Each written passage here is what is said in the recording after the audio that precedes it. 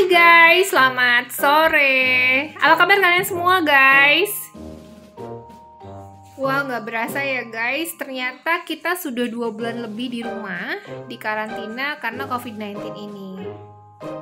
Banyak kegiatan yang biasa kita lakukan, terus jadinya kita nggak bisa lakukan lagi, dan jatuhnya jadi di rumah seharian. Awalnya COVID-19 ini diumumkan, gue merasa sedikit risau dan galau ya guys. Gimana tidak, karena ternyata dengan adanya COVID-19 ini malah kita jadi nggak bisa keluar, terus kita dibatasi, dan untuk sumber makanan yang biasa kita beli di swalayan atau kita pergi ke pasar atau kemana untuk membelinya, sekarang kita jadi terbatas untuk pergi ke sana. Banyak hal yang berubah ya guys, dari mulai kita biasanya kalau malas masak ya udah kita pesan aja pakai ojek online gitu.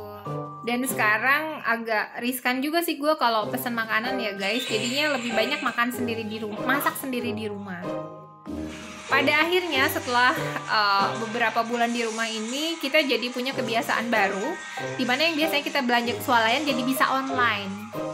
Yang agak sulit itu yang gue rasain guys, rambut ya guys. Rambut itu kan kalau udah panjang, pengen potong rambut, kita tinggal ke salon aja. Tapi sekarang rambut gue udah panjang guys, dan gue nggak bisa motong sendiri dong. Jadinya gue biarin aja nih rambut. Mungkin udah saatnya rambut gue harus panjang guys. Oke guys, di luar hal itu gue juga pengen berbagi sama kalian gimana caranya gue mengatasi kecemasan pada saat COVID-19 ini. Dan berbagi pengalaman sama kalian apa yang gue rasain selama 2 bulan lebih terakhir ini di rumah. Selama 2 bulan ini guys, sejujurnya gue merasakan banyak emosi gue itu turun naik ya guys.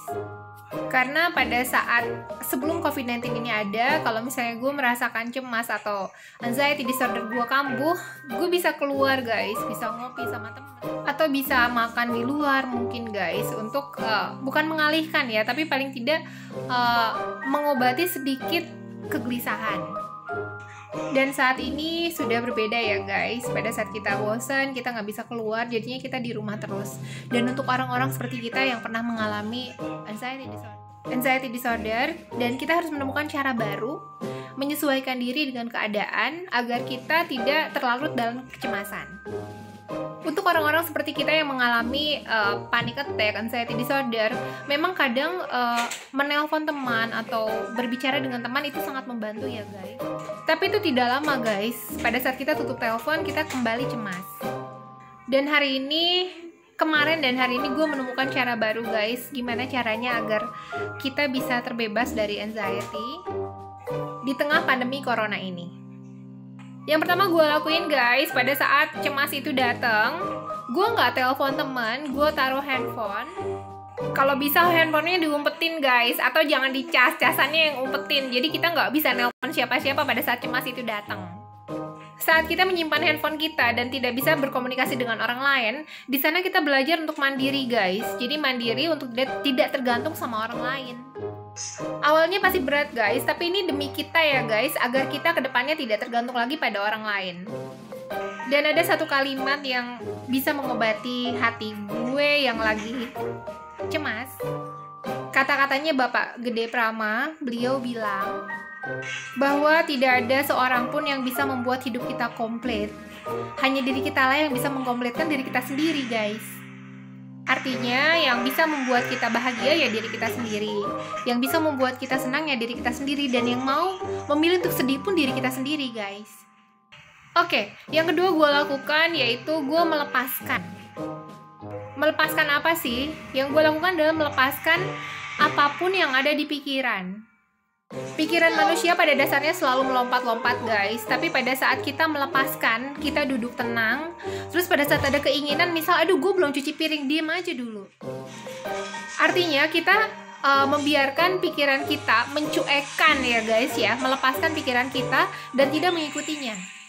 Contoh nih guys, gue lagi duduk di kamar, tiba-tiba gue keinget, kucing gue belum dikasih makan. Dulunya saat pikiran gue mengatakan bahwa kucing belum dikasih makan, gue langsung lari ke bawah dan gue cari kucing, gue kasih makan itu kucing. Tapi saat gue belajar melepaskan guys, gue berusaha untuk tidak mengikuti apa yang ada di pikiran. Saat pikiran itu datang, misalnya, aduh kucing gue belum makan nih, ya udah gue biarin aja, gue tetap duduk tenang, gue tetap fokus pada apa yang ada saat ini. Jadi ya udah. Dan yang ketiga, gue sih sekarang jadi lebih banyak bermain sama anak-anak ya guys. Gue banyak berkomunikasi dengan mereka. Atau kalau yang belum punya anak ya kalian bisa berkomunikasi dengan orang terdekat kalian, berikan mereka perhatian. Tanya mereka sudah makan atau belum. Kita bisa memberikan perhatian pada orang lain, otomatis kecemasan pun akan jarang datang ya guys.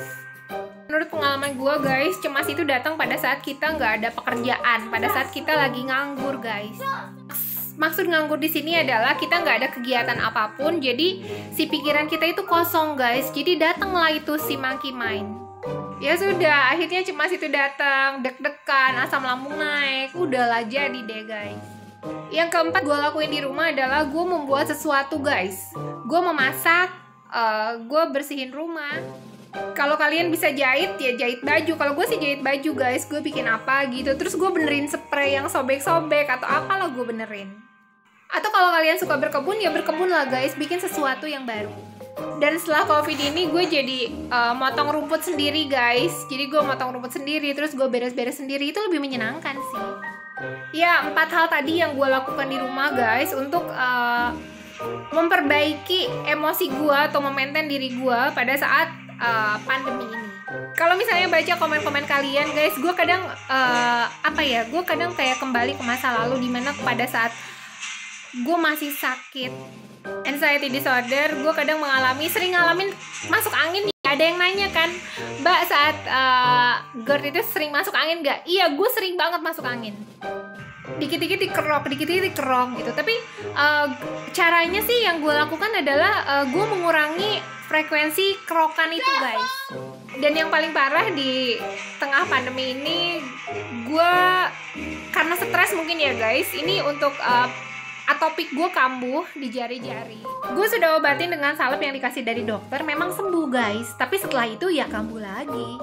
Dari situ gue sadar bahwa topik gue kambuh bukan karena faktor luar, tapi faktor dalam. Ya gue stres, tertekan dan merasa tidak bisa kemana-mana guys.